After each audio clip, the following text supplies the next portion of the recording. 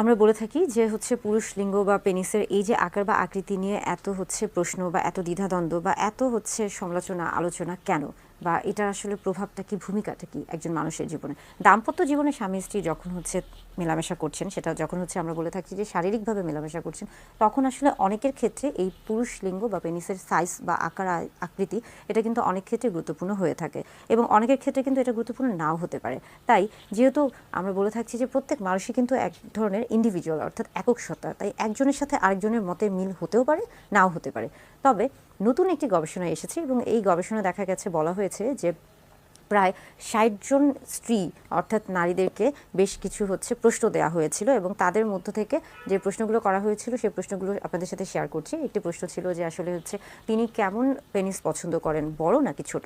সেই ক্ষেত্রে দেখা গেছে যে বেশিরভাগ নারী উত্তর দিয়েছেন যে তিনি বড় পুরুষ লিঙ্গ পছন্দ করেন। এবং আরেকটা প্রশ্ন ছিল এরকম যে হচ্ছে সেখানে কয়েক ধরনের পুরুষ লিঙ্গের একটা হচ্ছে আকারের বর্ণনা দেওয়া ছিল বা দৈর্ঘ্য উল্লেখ করা ছিল। সেখানে দেখা গেছে যে বেশিরভাগ নারী বা স্ত্রীরা যেই হচ্ছে পুরুষ লিঙ্গের যে দৈর্ঘ্যটা হচ্ছে বেশি ছিল, তারা সেটাই হচ্ছে পছন্দ করেছিল। অর্থাৎ সেক্ষেত্রে বলা যাচ্ছে যে নারী বা স্ত্রীরা ইতিমধ্যে যে গবেষণাটা হয়েছে বা তৎক্ষণাৎ এই কয়েকদিনের মধ্যে যে গবেষণা হয়েছে, সেখানে তারা আসলে হচ্ছে আমরা বলছি যে বড় আকারের যে পুরুষ লিঙ্গ রয়েছে সেটাকে আসলে তারা বেশি প্রাধান্য দিয়েছে।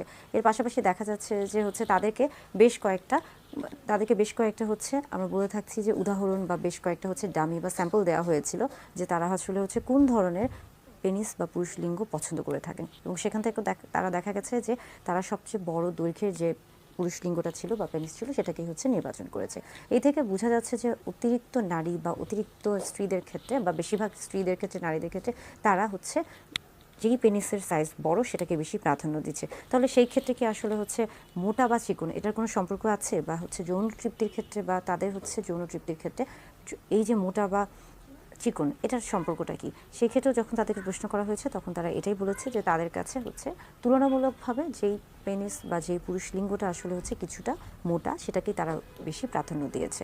অর্থাৎ এই যে হচ্ছে এতক্ষণ ধরে আমরা যে গবেষণাগুলোর কথা বলছি, এটা খুবই কিছুদিন আগে এই গবেষণার ফলাফলটি এসেছে, এবং এটা নিয়ে এখনও হচ্ছে বেশ কিছু গবেষণা চলছে। তবে আমার কাছে মনে হয়েছে যে আসলে পুরুষ লিঙ্গ বা হচ্ছে আমরা বলছি যে পেনিসের যে সাইজ অ্যান্ড শেপের যে ব্যাপারটা, এটা আসলে একান্তই আপনার এবং আপনার সঙ্গী অর্থাৎ স্বামী স্ত্রীর দুজনের মধ্যে সম্পর্ক। আপনাদের যদি পারস্পরিক সমঝোতা ভালো থাকে বা আপনাদের যদি হচ্ছে আত্মিক সম্পর্কটা ভালো থাকে, সেই ক্ষেত্রে আসলে এই বিষয়গুলো খুব বেশি হচ্ছে প্রভাব ফেলার কথা না। হ্যাঁ, অনেক সময় প্রভাব ফেলতে পারে যদি আপনাদের দেখা যাচ্ছে আপনাদের নিজেদের মধ্যে তেমন কোনো একটা খুব একটা ভালো দৃঢ় একটা হচ্ছে বন্ধুত্বপূর্ণ সম্পর্ক নেই, সেই ক্ষেত্রে দেখা যাচ্ছে যে অনেক ধরনের সমস্যা হতে পারে। অনেকেই জানতে চান যে আসলে হচ্ছে তিনি পুরুষ লিঙ্গের পরিমাপটা কিভাবে বুঝতে পারবেন, বা তার পুরুষ লিঙ্গ কতটুকু, এই দৈর্ঘ্য এবং প্রস্থটা তিনি কিভাবে বুঝতে পারবেন।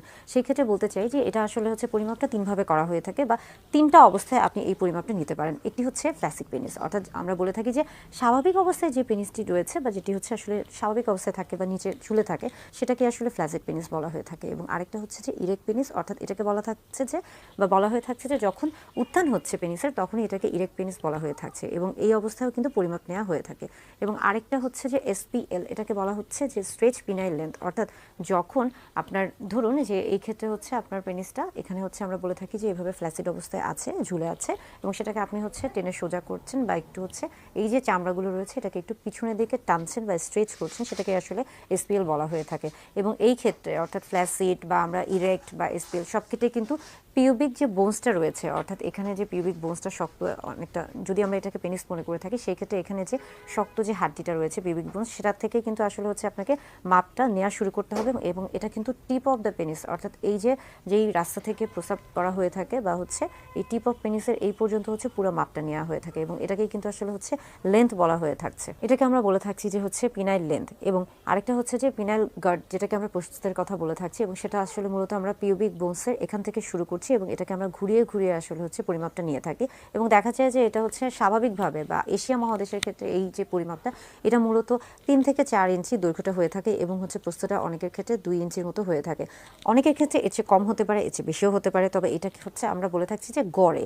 এছাড়া আমরা যদি হচ্ছে পুরো বিশ্বের সবার ক্ষেত্রে আসি, যে অর্থাৎ হচ্ছে পুরুষদের ক্ষেত্রে স্বাভাবিক হচ্ছে পেনিসের দৈর্ঘ্য বা প্রস্থ কত, সেই ক্ষেত্রে কিন্তু অনেক রকমের পরিবর্তন আসতে পারে। কেননা এই জিনিসগুলো আসলে নির্ভর করছে একজন পুরুষের হচ্ছে বয়সের উপরে, তার বংশগত আমরা বলে থাকি যে তার জেনেটিক যে বিষয়গুলো রয়েছে সেটার উপরে, এছাড়া তার ভৌগোলিক যে অবস্থান রয়েছে, এছাড়া সে কী ধরনের খাদ্য গ্রহণ করছে পুষ্টির উপর, এবং পাশাপাশি আমরা বলে থাকছি যে তার স্বাস্থ্যগত যে অবস্থা, অর্থাৎ তার শারীরিক কোনো সমস্যা আছে কিনা বা সে এমন কোনো শারীরিক সমস্যা ভুগছে কিনা যেটার কারণে তাকে বিভিন্ন রকমের ওষুধ নিতে হচ্ছে এবং সেটার হয়তো বা কোনো ধরনের পার্শ্ব প্রতিক্রিয়া তার প্রতি হতে পারে। এই প্রত্যেকটা বিষয় আসলে হচ্ছে একজন পুরুষ লিঙ্গ বা পেনিসের আমরা বলছি যে দৈর্ঘ্য এবং প্রস্থ সব কিছু কিন্তু এই বিষয়গুলোর উপর নির্ভর করছে। তবে আপনার পুরুষ লিঙ্গ বা আপনার পেনিসের সাইজ যেটাই হয়ে থাকুক না কেন, সবসময় হচ্ছে আত্মবিশ্বাসটা রাখবেন, নিজেদের মধ্যে সবসময় হচ্ছে কনফিডেন্টটা বজায় রাখবেন, তাহলে আসলে খুব একটা সমস্যা হওয়ার কথা না। সেই ক্ষেত্রে আপনার যৌন জীবনও ভালো থাকবে এবং হচ্ছে আপনি এবং আপনার স্ত্রী, অর্থাৎ স্বামী স্ত্রী দুজনে একটা দাম্পত্য জীবন খুব ভালোভাবে কাটাতে পারবেন।